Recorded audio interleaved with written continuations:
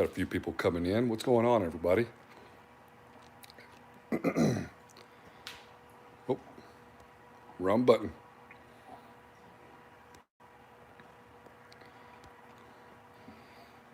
What is going on? Midweek live stream real quick. Probably be about 20 minutes or so, give or take, maybe shorter, we'll see. What's up, mostly Reefs? What's going on? How is life in Louisville?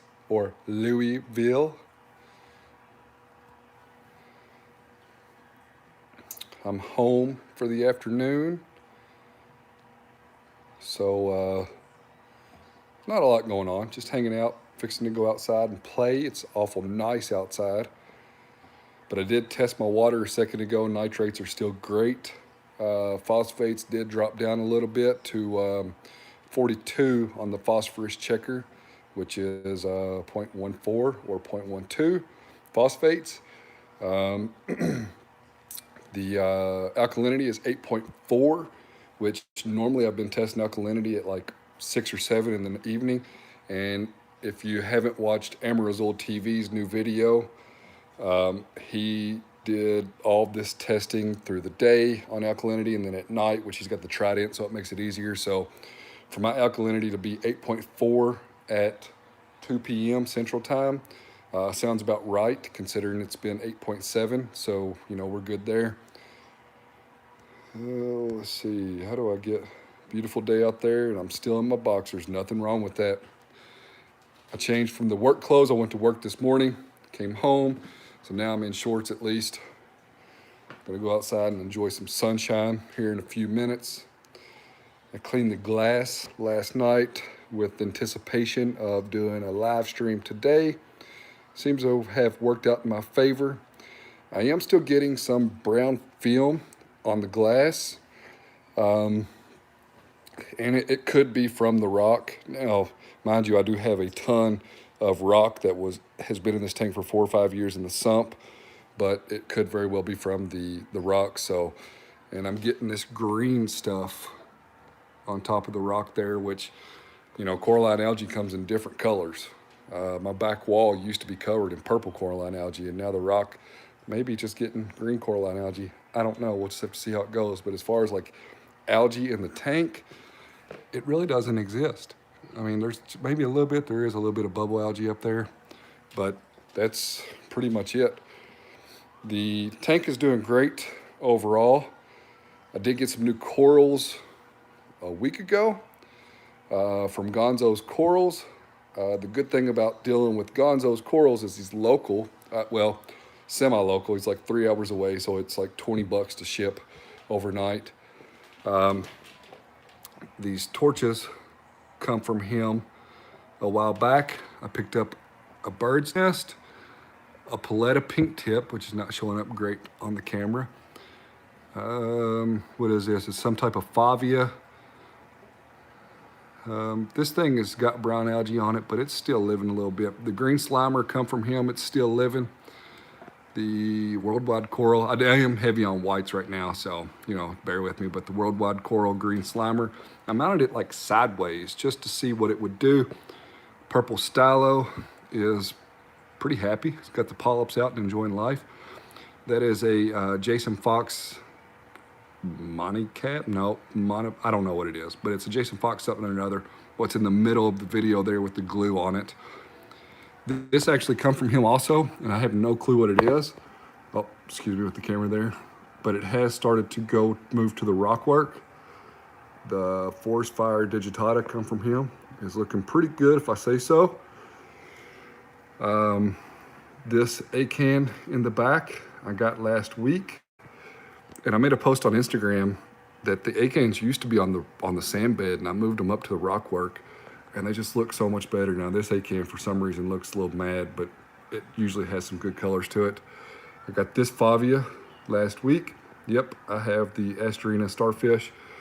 And I did get some zoanthids, which I'm not really a fan of zoanthids, but I got them for a good deal. I put them on their own rock, so they can't intrude on anything else. I got this frog spawn. I think it's a frog spawn from him a couple weeks ago. But everything's doing pretty good, really. I mean, considering, you know, I've for the most part left my hands out of the tank. Um, I have the pumps set to do pretty much like a standing wave, but they're not just necessarily anti-sink.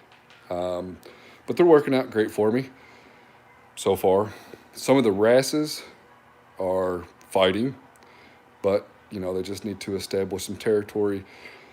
Um, I know I'm saying I'm going to slow down on spending for a couple of months and just let the tank settle in here, figure out what's going on and what's best for me.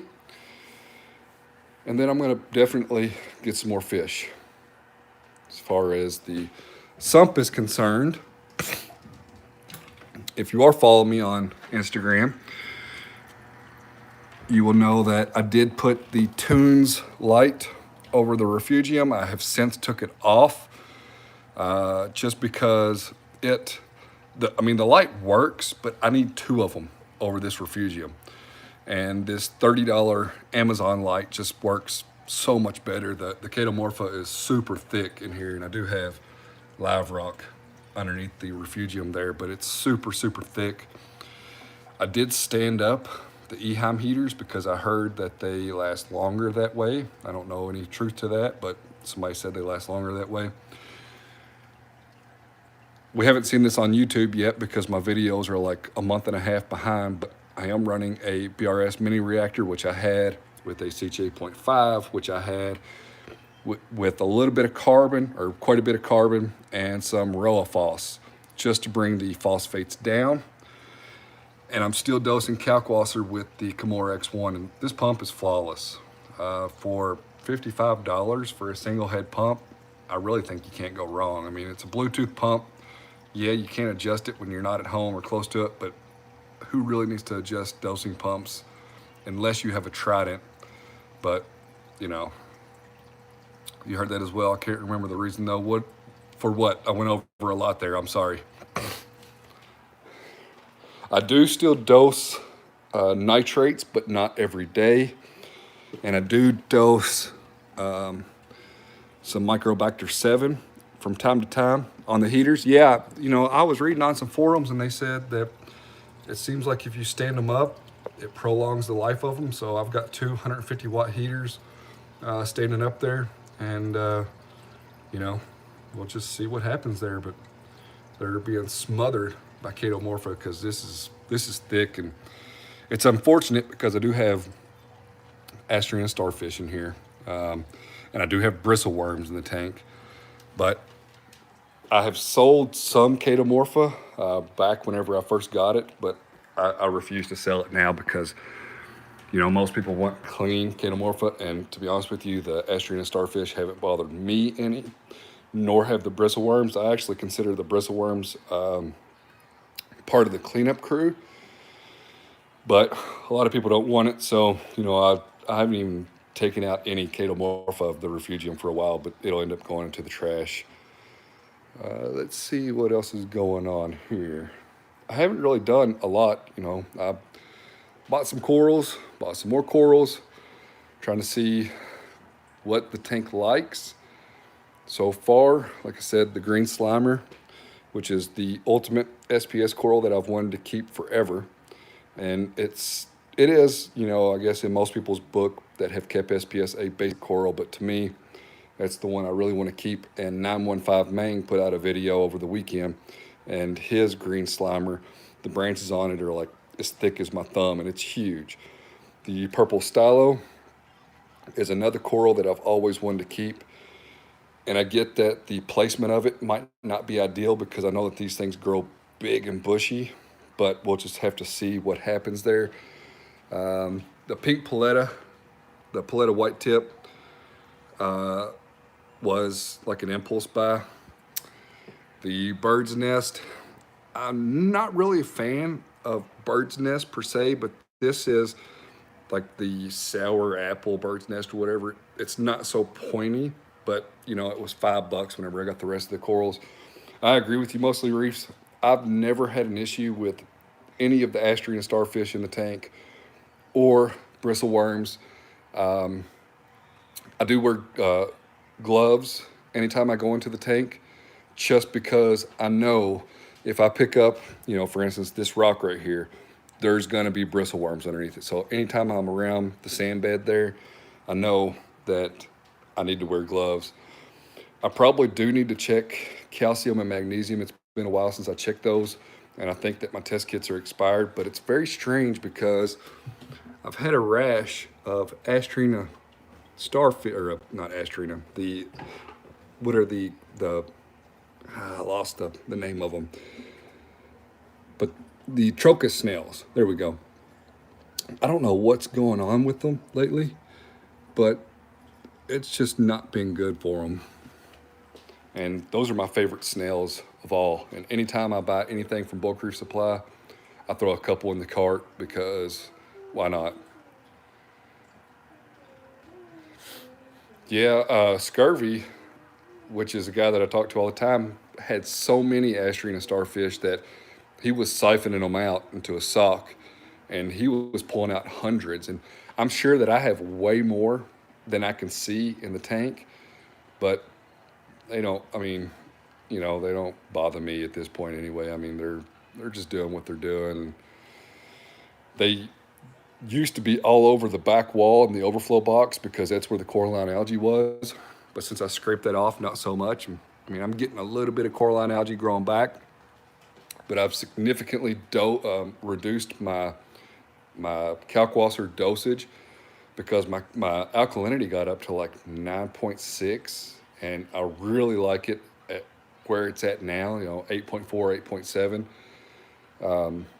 So I stopped dosing Kalk, and I believe that now that I'm dosing Kalk again to keep my alkalinity where it's at, that the coralline algae will come back pretty good. But I got to get over this brown phase. It's not dinos. I know that because I do have phosphates in the tank. I have nitrates in the tank. It's not stringy like dinos, but I just have to get rid of it. I mean, this is a rock that I had in the sump that was in the display tank before I put the new RedSea rock in here.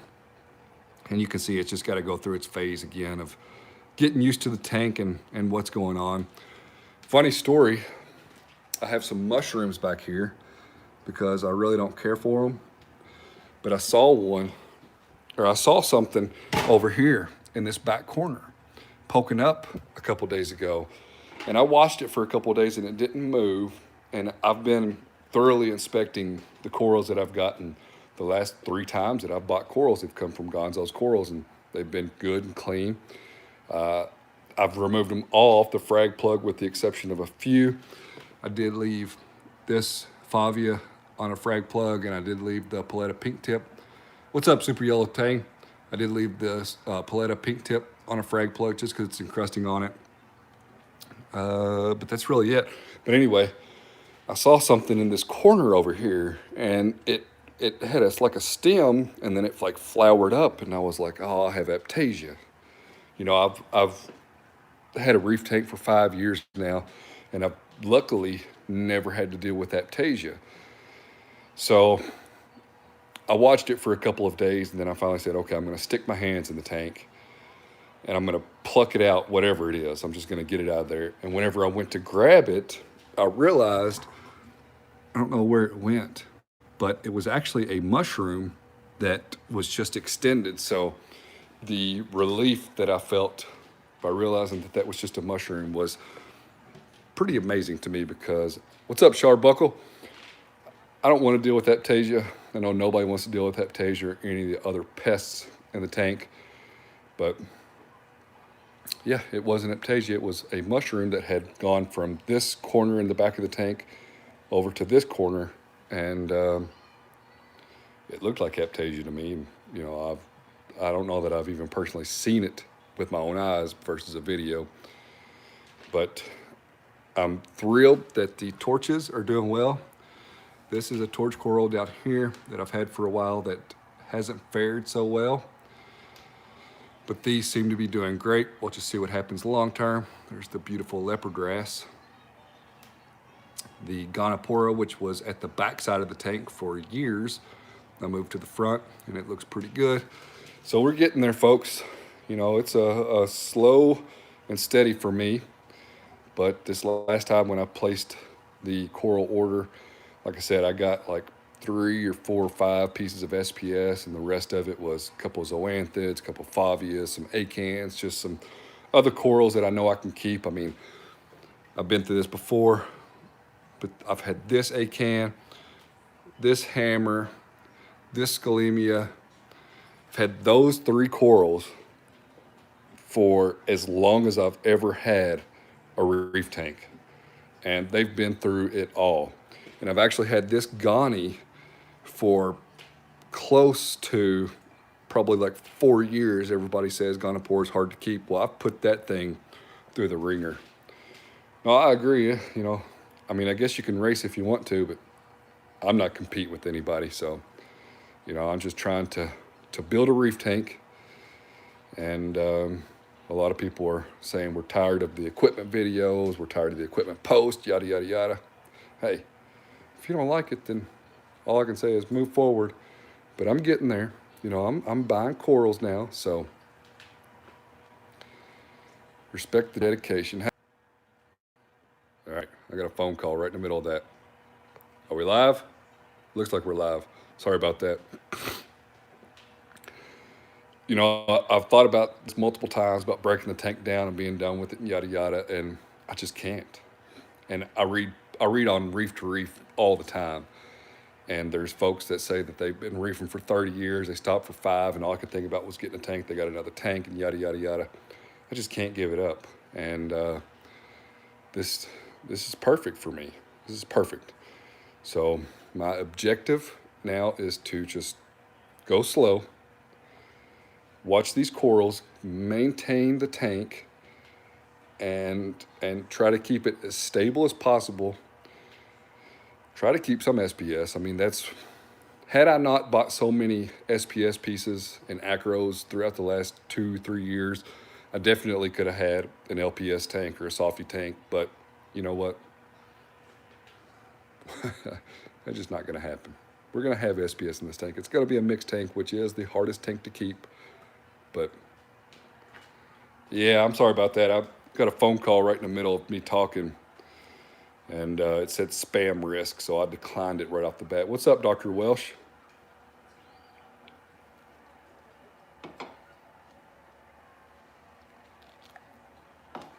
Mostly Reef says he hears me, but he don't see the video. So I'm going to go ahead and cut it off here. Hope everybody has a great Wednesday. Stay happy, stay healthy. Thanks for tuning in. Catch you later.